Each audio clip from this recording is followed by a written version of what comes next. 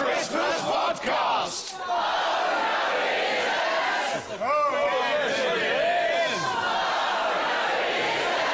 Can I take this off? Of course you can. Of course you can take it off, old thing, yes. Is it uncomfortable? The old lot. It's Sean Locke! Lord. Does that mean I have to take my the wicker? You don't have to. There are no basket off? have-tos in IQ. Yours isn't, like, very uncomfortable and actually makes your head hurt, does it? It might do. My hair is a very, very delicate item. Thin, you mean? Yeah. Hey.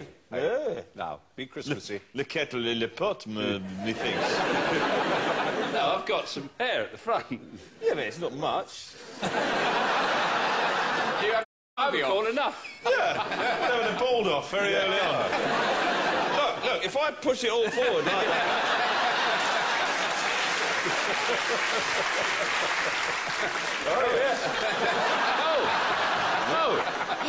Excuse me, Mr. Fabio.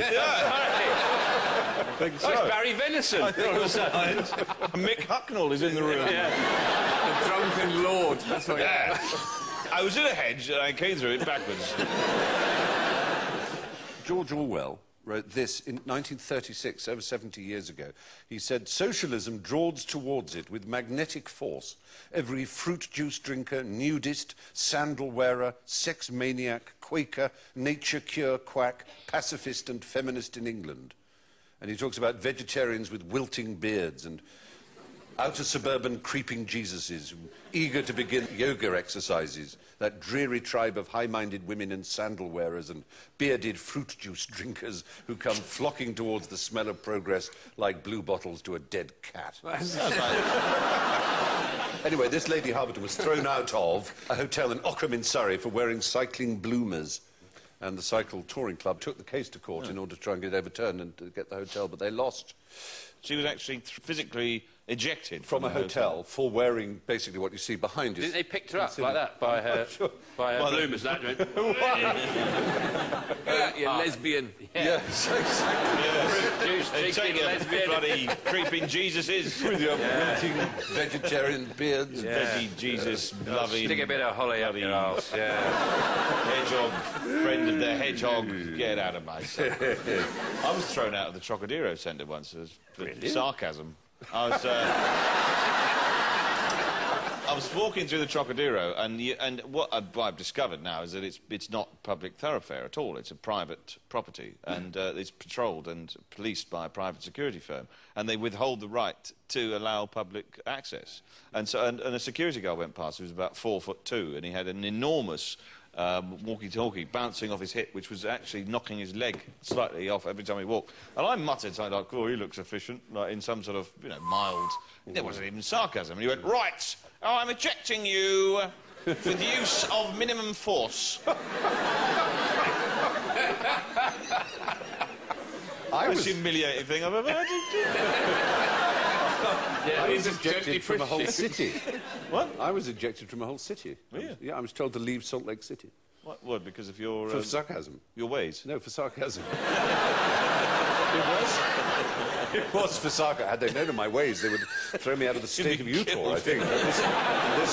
This was sarcasm. You get in the central square, and there are all these people in white robes from the Church of the Latter-day Saints or Mormons, and they try and convert you, of course. It's their whole business, is to try and convert you to make enormous sums of money out of you, and that's what they do. And they particularly, of course, go for women of a certain age, women whose children have probably just left home and whose husbands are playing golf and they're rather alone and so on. And so what they think is the great appeal of Mormonism is they said, and we were all gathered round and shown around the tabernacle, and then our little cluster, this elder of the church said, and we know that when you die, you'll be reunited with your whole family. And I said, what happens if you're good? It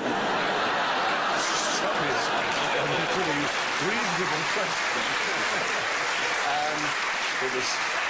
So you're not welcome here. You are not welcome here. We would like you to leave. Which hotel are you staying in? We will pay your bill. We would like you to go. And it was quite serious. It's just saying that. It did cause quite a lot of laughter. It's a preposterous idea that you were going to be reunited with all those hideous aunts and uncles. Eternity. It's horrible. It will be Christmas afternoon for eternity. selling point of their religion. Oh, I want to join that religion. But I guess... Anyway, so... I think I had a lesbian aunt. Did you? I think so, because there's a wedding photo, my granddad's wedding, and I did one of these programmes where you look at your family tree, and the dad's saying, and that's May, I think it was. Was it May? That's May. Never married. Never married. Yes. And that's her companion. Are you covering this? Or did you just have no idea, Dad, that clearly there were lemons in the household? This way, so, never married. Never married? Never married. No. Yes, he was... It's still there. It went down the Victoria, as I say, which was the flagship. Went down straight down like that. It's still there outside Beirut. If you're ever in the area, do have a look. You dive. Yeah. Yeah, you could dive round it. Oh, yes, Down we're there. always There's a going to few things Beirut down for a snorkelling holiday. one of the places on my route. Yes, we're going rambling in Basra later on. Well, I think there could be quite a line in adventure holidays in that kind Lebanon actually has made a big effort with tourism in recent years. It's a bit of a shame that last events of earlier this year. Yeah. Yeah. It's all gone a little bit... What would it be in December now?